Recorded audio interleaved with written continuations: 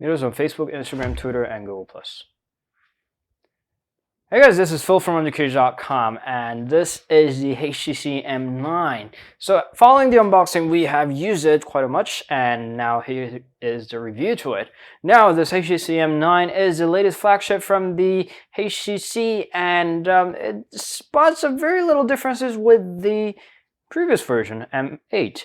From the M7 to M8, there was a large upgrade. A lot of things have changed, but the M9 doesn't seem like it does. Alright, so let's start with the speaker. On top and bottom, there's an hTC trademarked HTC Boom Sound stereo speaker. And here comes with the 4-megapixel ultra-pixel camera. Selfie doesn't really look good with that camera, and the backside camera is actually even worse. And there's a 5 inches of a full HD display. Nothing has changed from the previous version. And the HTC logo, there's no keys. We always hope that they get back with the M7 way of doing back in the home key right there. So they save a little space with the soft key taken, but they didn't.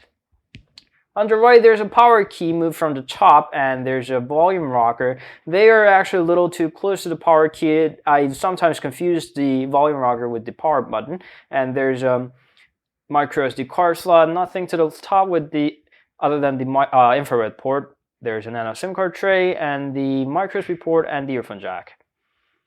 On the back, there's a 20.7 megapixels camera, and this camera is actually terrible. And the dual tone flash and the HTC logo and finish itself and the build quality is actually really good. Since the launch of the M8, we have seen how good HTC can do with the metal finishes. And the M9 is never a disappointment. It actually has a better design, it's better looking, it's easier to grip, and the power key on top is now moved to the right, and it's a lot easier to use. Now, the real problem doesn't lie there. The problem is that it doesn't really have much of the changes from the M8. Now, M8 was almost a completed design by then and still is, but there's a very little differences that you can spot from the M9 to M8. And that does not only end on the exterior design. In the interior, it bears a little problem as well. Okay, so let's get to the details of the M9. So you can unlock the screen by tapping the power key there, or you can tap twice on the screen to unlock your phone. There's a lock screen, and it comes with the Android Lollipop, so you have the notification here.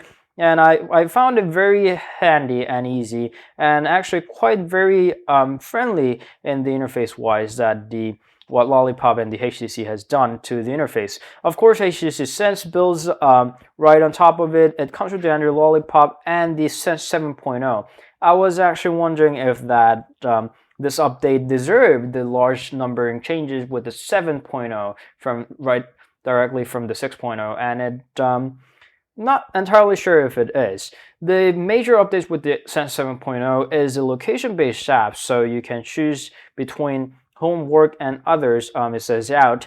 You can add apps, or it can intelligently add up the apps that you use most frequently depending on your locations. And not sure if many of the people use that much of the different apps from the home, out, or work, but considering that this is just an additional function, there's nothing to say any bad things about it. But I don't think this is actually quite a nifty update that's worth that much of the numbering update.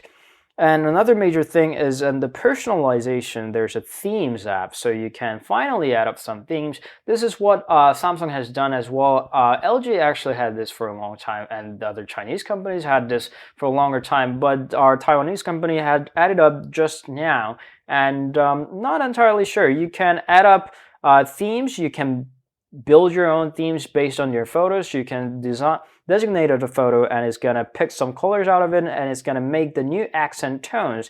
That was a pretty nifty function.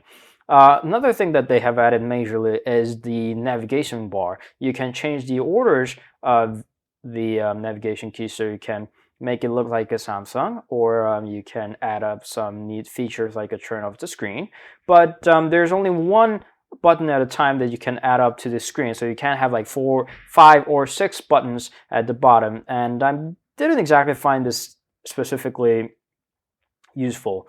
So those are the few little things that they have added. And Otherwise, sense remains the same with the blink fit on the left. You can read up articles. Those are like curated articles, so you can choose from your known sources that you're gonna be reading.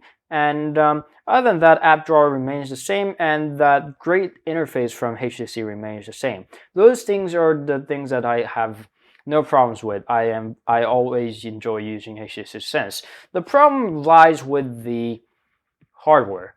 So aside from a very little change from the HTC M8, the M9, the major thing that I wished at least was to get a better camera, and the M9 fails miserably at that. So the camera functions are very well organized and I liked using it, aside from the quality itself. Now, isn't that what matters the most? And the camera quality is worst in the class of the competition. And I kind of got everything they have missed. Lower screen resolution, and it still doesn't fill up much of the front part. Now LG or the Samsung has a lot more filling display, and even Chinese manufacturers like Huawei or ZTE fills most of the front part with the screen. Of course, that comes at the cost of a durability of the screen, but I'm pretty sure that it's not the reason why HTC is doing this. There's a very little improvement, and the camera, both front and back, takes miserable photos, especially in the back.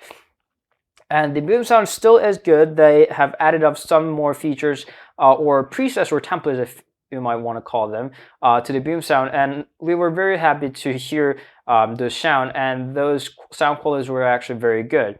But aside from that, Snapdragon 810 is another problem. So as we all know, it has a Snapdragon 810. Let's get to CPU-Z over here. It's got a Snapdragon 810 processor, and we all know that it's not the best processor in the world, but it generates so much heat that I hated using it in the, under direct sunlight or anywhere basically outside. It generates so much heat that it was almost unbearable using this with my bare hand.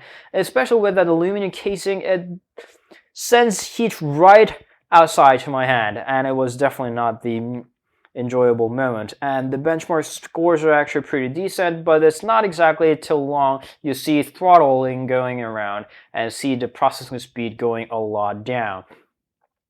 And aside from that, display quality has been good 2 years ago, but it's not the best in class anymore.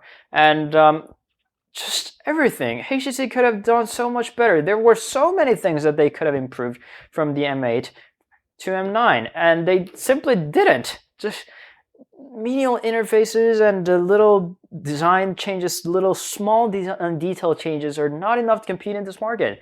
And the pricing remains the same. It's as expensive as the M8 was 2 years ago, a year ago, and the M8's pricing is a lot down nowadays, and the M8 has probably a better processor.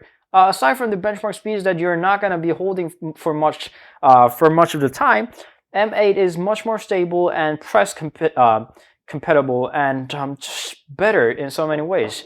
Now, M9 missed a lot of features that they have improved.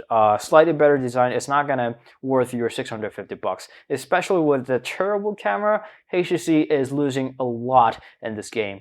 With the competitor, with the great competitor like an iPhone 6, 6 Plus, or the Galaxy S6, or the upcoming G4, which I'm not entirely sure about. M9 has 0 point in being, aside from its cool looking design. I'm still a very, very big fan of HTC's design language and its great build quality and the display and everything and so far, but they're missing a big thing. And with this keep going on, HTC is not going to last long. Sorry to say this, but somebody's going to help this company.